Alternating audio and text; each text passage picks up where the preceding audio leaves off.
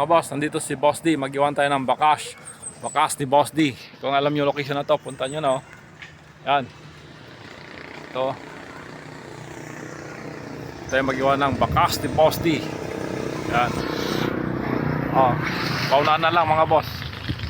Mga boss, dito tayo mag-iwan ng bakas. Bakas ni Boss D. Yan. Ito natin lalagay mga boss.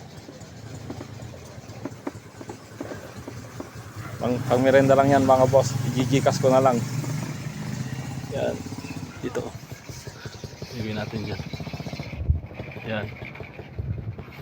Yan. Ito yung location natin, no. Yan. I-gigikas ko na lang yan mga boss.